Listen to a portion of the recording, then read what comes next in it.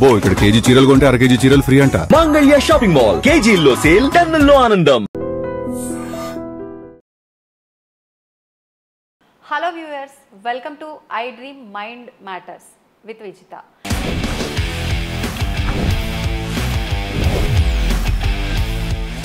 ప్రస్తుతం మనతో పాటు ఉన్నారు కృష్ణకుమారి గారు. ఇప్పుడు వారితో మాట్లాడి మరిన్ని విషయాలు తెలుసుకుందాం. ప్రత్యేకించి రాజ్ తరుణ్ లావణ్యాల కేసు అనేది, ఈ ఇష్యూ అనేది గత కొన్ని నెలలుగా కొనసాగుతూనే ఉంది. అయితే ఫైనల్గా కోర్టు లావణ్యకి వార్నింగ్ ఇచ్చిందన్న విషయం మనందరికీ తెలిసిందే.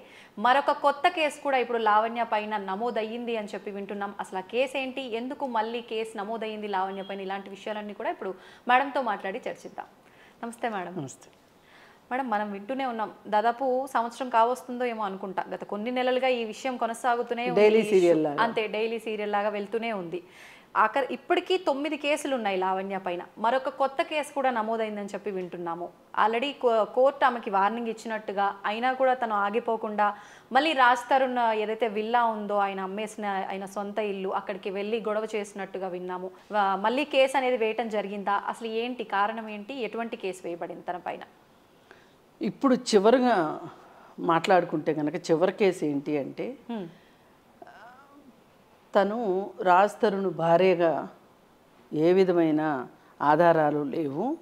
ఒకవేళ భార్యని అని అనుకుంటే రాజ్ తరుణ్ ఎక్కడుంటే అక్కడికి వెళ్ళాలి, కానీ ఆ విల్లాలోనే ఉంటాను అని పట్టుబట్టడం కరెక్ట్ కాదు. కాబట్టి ఆ అమ్మాయి ఆ విల్లా ఖాళీ చెయ్యాలి అని చెప్పి ఒక వర్డిక్ట్ అయితే హైకోర్టు నుంచి రావటం జరిగింది. అయితే అది జరిగిన తర్వాత తను మళ్ళీ కొంతమంది తనకు అనుకూలమైన వ్యక్తులను తీసుకొని వెళ్ళి తాళం వేసుంటే తాళం పగలగొట్టి లోపలికి వెళ్ళింది అనేది ప్రస్తుతం ఉన్న అభియోగం. తాళం వేసిన ఇంటికే పగలగొట్టి మరి అంటే తను ఇప్పటివరకు తను ఉన్న ఇల్లు కాబట్టి ఉన్నదని వెళ్ళింది అనేది అభియోగం. అయితే ఇప్పుడు దానికి సంబంధించి వాళ్ళు ఆ ఇల్లు కొనుక్కున్న అతను నార్సింగ్ పోలీస్ స్టేషన్లో కేసు పెట్టాడు. కేసు పెడితే పోలీసులు పిలిచి వార్నింగ్ అయితే ఇచ్చారు, ఇంకొకసారి కనుక రిపీట్ అయితే కేసు నమోదు చేయాల్సి ఉంటుంది, మీరు అట్లా వెళ్ళడానికి మీకు హక్కు లేదు అని చెప్పి చెప్పటం జరిగింది. ఇది తాజా కేసు. అయితే మరి అసలు ఎందుకు ఇక్కడ దాకా వచ్చింది? అసలు లావణ్య ఇష్యూ ఇంత ఈరోజు లావణ్య 4 రోడ్ల కూడల్లో నిలబడాల్సినంత పరిస్థితి ఏంటి అని గనక మనం ఆలోచించుకుంటే, లావణ్య స్వయంకృపరాధం కొంత అయితే, తన వెనక ఒక దన్ను లేకపోవటం, తనకంటూ ఒక సపోర్ట్ సిస్టమ్ లేకపోవటం, ఈ 2 కారణాలు మనం చెప్పుకోవచ్చు. అటు చూస్తే రాజ్ తరుణ్కి తనదంటూ ఒక ప్రత్యక్షంగాను పరోక్షంగాను అతనికి సహాయం చేసే ఒక యంత్రాంగము మంత్రాంగము ఉంది రాజ్ తరుణ్కి. అతను మాట్లాడలేని విషయాలు, అతను కెమెరా ముందుకు వచ్చి మాట్లాడాల్సిన అవసరం లేకుండా మాట్లాడటానికి తన మనిషి ఒక శేఖర్ భాష ఉన్నాడు. అతని గురించి సంబంధించి ఏదైనా సరే ఇతనే సమాధానం, ఈయన స్టాండ్ తీసుకుని ఈయన సమాధానం చెప్తాడు. ఇప్పుడు నేను స్టాండ్ తీసుకుంటా, కానీ అన్నిటికీ నేనే సమాధానం అని నేను చెప్పను. కానీ అతను అట్లా కాదు, తను స్టాండ్ తీసుకోవడమే కాకుండా ఇంకా అతనికి డూప్ లాగా వ్యవహరించాడు ఒక రకంగా. అంటే ప్రతి ఇన్వాల్వ్మెంట్ రాజ్ తరుణ్, ఈయనే రాజ్ తరుణ్ అనేటట్టుగా ఇన్వాల్వ్మెంట్ చూపించాడు. మరి ఎవరు చేస్తారండి అట్లా అంత పనిలేనట్లు? కానీ అతను ఎందుకు చేశాడు అంటే వాళ్ళకి మధ్యలో ఉన్న డీలింగ్స్ ఏంటో తెలియదు, వాళ్ళ అండర్స్టాండింగ్స్ ఏంటో తెలియదు. అయితే ఇప్పుడు వీళ్ళే కాకుండా ఇల్లు కొనుక్కుంటున్నాడు అని ఒక అతన్ని తీసుకుని వచ్చి అతని చేత ఇల్లు కొనిపించారు. అది కూడా నా దృష్టిలో నాటకమే. ఎందుకంటే నాటకం కావచ్చు, లేకపోతే ఇలాంటి డిస్ప్యూటెడ్ ప్రాపర్టీస్ని తీసుకుని కొనుక్కునే వాళ్ళు కొనుక్కుని వాళ్ళకున్న హంగు ఆర్భాటంతో సెటిల్ చేసుకునే తెలివితేటలు ఉన్న వాళ్ళు కూడా కొనుక్కుంటారు. ఇప్పుడు అతను ఏ కోవకు చెందిన అతను అయితే తెలియదు, కానీ ఇప్పుడు ఇది రిజిస్ట్రేషన్ ఆఫీస్లో రిజిస్ట్రేషన్ అయింది, కానీ ఫిజికల్ పొజిషను రాజ్ తరుణ్ అక్కడికి వచ్చి దగ్గర నుంచొని ఇది నా ప్రాపర్టీ, ఈ ప్రాపర్టీ వేకెంట్ కండిషన్లో వేకెంట్ పొజిషన్లో నేను నీకు ఇస్తున్నాను అని ఇచ్చింది లేదు అక్కడ. ఓకే ఎందుకంటే లావణ్య అందులో ఉంది కదా, ఆ ఇంట్లో ఉంది కదా. పైగా ఇది ఏమీ రహస్యంగా జరిగింది కాదు, బహిరంగంగా అందరికీ తెలిసిన విషయం.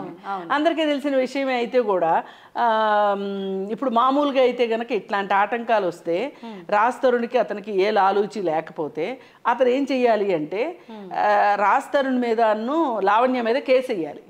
వీళ్ళిద్దరూ కలిసి గూడు పుటాణి చేసి నాకు ఈ ఇల్లు అమ్మారు, నేను దీనివల్ల నేను నష్టపోయాను, నాకు ఫిజికల్ పొజిషన్ ఇవ్వట్లేదు, నా దగ్గర డబ్బులు తీసుకున్నాడు, నన్ను మోసం చేశాడు, చీటింగ్ చేశాడు అని వెయ్యాలి.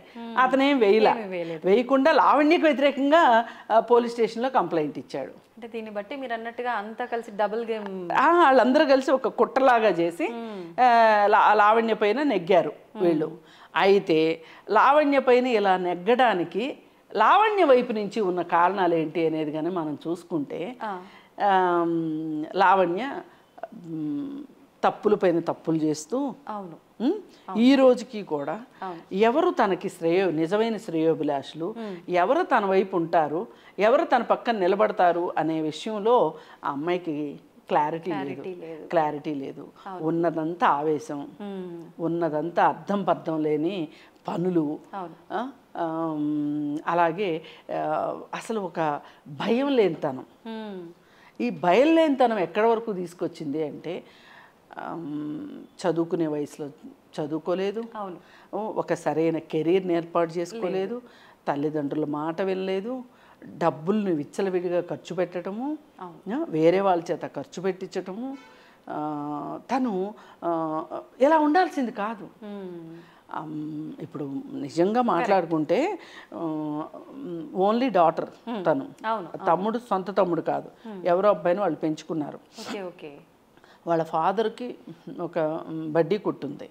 అదేంటంటే అది చేయాల్సిన అవసరం లేదు ఆ బిజినెస్, ఎందుకంటే అది ఏదో కలిసి వచ్చిందన్న సెంటిమెంట్తో చేస్తున్నారు. ఆ బడ్డీ కొట్టు ఆధారంగా పటాన్ చెరువులో ఆ చుట్టుపక్కల రియల్ ఎస్టేట్ చేసి డబ్బులు సంపాదించారు. వాళ్ళకి సొంత ఇల్లుంది. అలాగే ఆయనకి ఖమ్మంలో పొలాలు ఉన్నాయి, ఆమెది పుట్టిల్లు జగ్గైపేట, ఆమెకు అక్కడ పొలం ఉంది. వాళ్ళ మదర్ నాకు ఫోన్ చేసి ఇవన్నీ చెప్పింది. మీడియాలో వచ్చే లాంటివి కాదండి మొత్తం మావి, చాలా అబద్ధాలు నడుస్తున్నాయి, మీరు ఏదన్నా మాకు సాయం చేయగలరా అంటే నేను సింపుల్గా ఒకటే చెప్పాను, మీ అమ్మాయి ఎవరి మాట వినే అమ్మాయి కాదు. ఒక ప్లాన్ ప్రకారం ఒక స్ట్రాటజీగా వెళ్ళడం మీ అమ్మాయికి చేత కాదు. కాబట్టి మాలాంటి వాళ్ళం మేము ముందుకు వచ్చామనుకో కుక్కతో పట్టుకుని గోదావరి ఇదినట్టు ఉంటుంది. అందుకని చెప్పి నేనే కాదమ్మా ఎవ్వరూ రారు మీ అమ్మాయి పక్షాన, వచ్చిన వాళ్ళే పిచ్చోళ్ళు అవుతారు. అందుకని చెప్పి మీరు ఇప్పుడు కాదు, తోటకూర దొంగతనం చేసిన రోజునే మీరు ఇది చేయాల్సింది, ఇవాళ గజ దొంగ కూర్చుంది, అందుకని ఇప్పుడైతే ఆ అమ్మాయి వంగే మనిషి కాదు, లొంగే మనిషి కాదు మీకు అని చెప్తే వాళ్ళు డబ్బులు ఇచ్చారు రాజ్ తరుణ్కి. ఇచ్చిన మాట వాస్తవం అంటారా? 100% వాస్తవం. అయితే వాళ్ళు ఇచ్చారు అనడానికి ఆధారాలు కూడా ఉన్నాయి, వాళ్ళ దగ్గర డబ్బులు ఉన్నాయి, అలాగే అతని అకౌంట్లో వేసిన స్లిప్లు ఉన్నాయి. అదేమంటే శేఖర్ భాష అంటాడు, అతనికి వచ్చిన రెమ్యూనరేషన్ డబ్బుల్ని బ్యాంక్లో వేయమని చెప్తే తను వేసి ట్రాన్స్ఫర్ చేసి తను డిపాజిట్ చేసింది, అంతేగాని మరి డిపాజిట్ చేసినప్పుడు అవి తన డబ్బులు అని చెప్తుంది, కానీ అవి రాజ్ తరుణ్ డబ్బులే అని చెప్తున్నాడు శేఖర్ భాష. అంటే అన్నిటికీ వాళ్ళ దగ్గర సమాధానాలు ఉన్నాయి, రెడీగా ఉన్నాయి సమాధానాలు. ఎందుకంటే వాళ్ళు డిసైడ్ అయ్యారు తిమ్మిని బమ్మిని చేయటానికి, ఈ అమ్మాయిని ఓటమి పాలు చేయడానికి వాళ్ళు డిసైడ్ అయి కూర్చున్నారు. డిసైడ్ అయి కూర్చొని ఇటు ఒక శిబిరము అటు ఒక శిబిరం లాగా అయిపోయింది. వీళ్ళు ఎవరితో ఫోన్లు మాట్లాడితే వాళ్ళు వింటారు, వాళ్ళు ఎవరితో ఫోన్లు మాట్లాడితే వీళ్ళు వింటారు. ఇంటెలిజెన్స్ కౌంటర్ ఇంటెలిజెన్స్ లాగా వాళ్ళిద్దరూ బాగానే పనిచేసి పోటాపోటీగా చేశారు. కాకపోతే ఇక్కడ ఓడిపోయింది ఎవరు అంటే ఇవాళ లావణ్య ఓడిపోవటానికి తనంత అందమైంది లేదని, తనంత తెలివైంది లేదని, తనంత మంచిది లేదని, తనకి తాను ఒక గ్రాండ్యూర్ ఫీలింగ్ ఇచ్చేసుకుని ఒక సుప్రీం లాగా ఫీల్ అయిపోయి తను ఏదనుకుంటే అది కరెక్టు, తను ఏం చేస్తే అది కరెక్టు అనే పద్ధతిలో ఆ అమ్మాయి వెళ్ళిపోవటము. ఇన్ని రోజులు అతనితో సహజీవనం చేసి కూడా 2012 నుంచి ఇప్పటి వరకు అతనితోనే ఉంటూ 2012 ఆరు 13 ఉంటూ అతనితో సహజీవనం చేస్తూ ఈరోజు ఏ హక్కు లేకుండా రోడ్డు మీద ఉంచోవాల్సిన పరిస్థితి ఎందుకు వచ్చింది అంటే తను ఎక్కడా ఒక చోట నిలకడగా లేదు. రాజ్-తరుణ్తో ఉంది కదా, అలా ఉండొచ్చు కదా, ఉండకుండా రాజ్-తరుణ్ ఇంట్లోనే ఉంటూ మస్తాన్ సాయి తోటి వ్యవహారం, మస్తాన్ సాయి మీద పోలీస్ స్టేషన్లో కేసు, మళ్ళీ అదే మస్తాన్ సాయి తోటి ఇంట్లో పార్టీలు జరిగినాయి. ఆ ఇల్లు ఒక ఏమంటారు, ఒక అసాంఘిక కార్యకలాపాలకి డెన్నులాగా ఉపయోగపడింది. అవన్నీ చేసింది ఈవిడ, చైన్ ఇచ్చింది ఆయన. ఆయనకి ఇదంతా తెలుసు. ఎందుకు తెలియదు, మొత్తం తెలుసు. చెప్పాడు కదా, డ్రగ్స్ తీసుకుంటుంది, అమ్మ నా ఇంట్లో అయితే ఈ ప్లేస్లో అయితే చెయ్యకమ్మా, నువ్వు ఎక్కడేం చేసుకున్నా పర్వాలేదని నేను అన్నాను అని చెప్తున్నాడు. తెలుసు, అంతా తెలుసు. ఓకే. కాకపోతే అతనికి శేఖర్ భాష ఎట్లాంటి ఫ్రెండ్స్ వీళ్ళందరూ సపోర్ట్ సిస్టమ్ ఉంది. పైగా అదే కాలనీలో ఉండే కొంతమంది సినిమా యాక్టర్స్ కూడా అతనికి ఇండైరెక్ట్గా సపోర్ట్ చేశారు.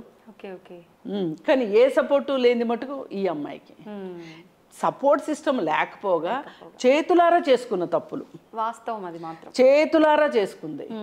ఇలా చేసుకుని ఉండాల్సింది కాదు. ఇంతకంటే ఈ అమ్మాయి ఏమైనా నేరాలు చేసింది, ఘోరాలు చేసింది అంటే ఇంతకంటే నేరాలు ఘోరాలు చేసి కూడా చాలా మంది చాలా క్లీన్ హ్యాండ్స్ తోటి తిరుగుతున్నారు.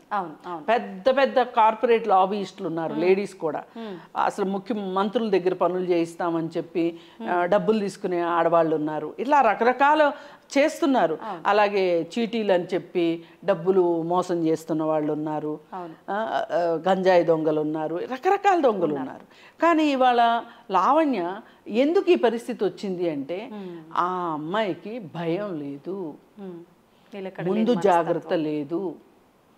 ఇవన్నీ లేకపోయేసరికి ఒక కొత్త ప్రపంచాన్ని ఎప్పటికప్పుడు గోవా వెళ్ళడము, గోవాలో రకరకాల వాళ్ళతోటి పరిచయాలు, ఇవన్నీ ఈ పిక్చర్స్ అన్నీ వీళ్ళు క్యాప్చర్ చేసి పెట్టుకున్నారు.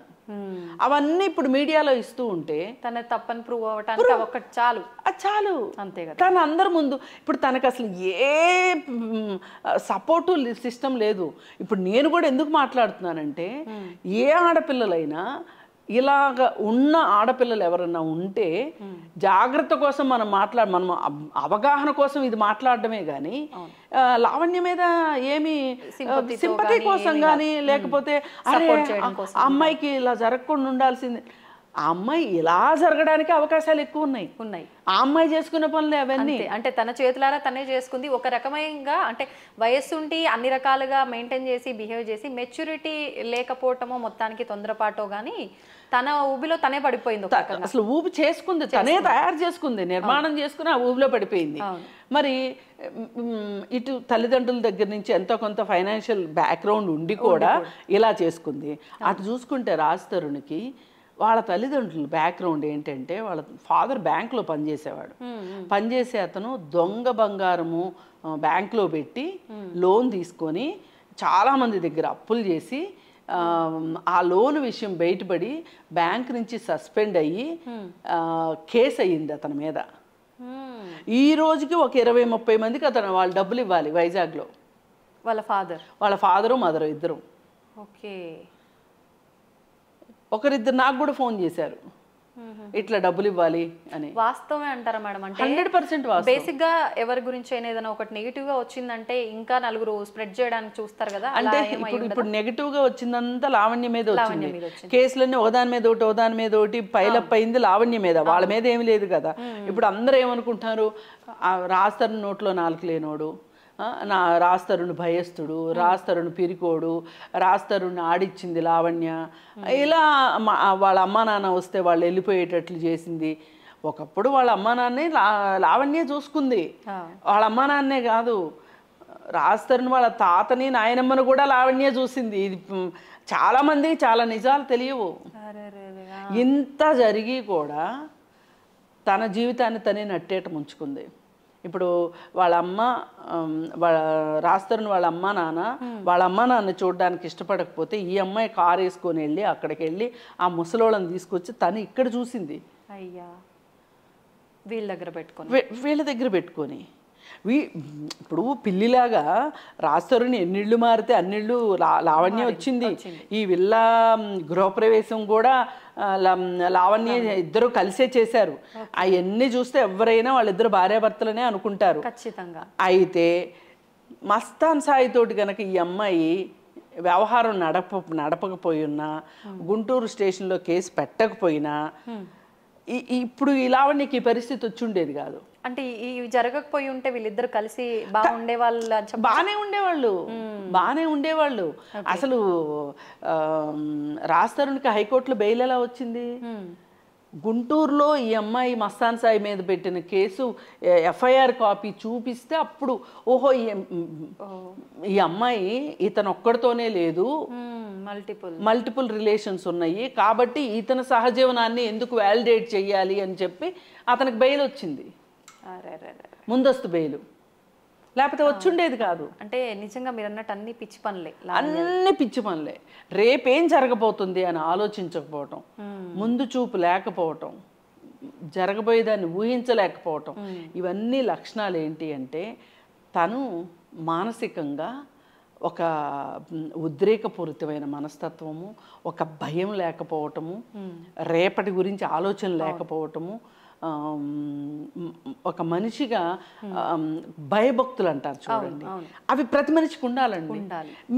ఒక స్థాయి వరకు భయం కూడా ఉండాలి, భయం ఉండాలి. మరీ భయపడుతూ తెనాలి సినిమాలో లాగా కమల్ హాసన్ లాగా బతకమని చెప్పట్లేదు.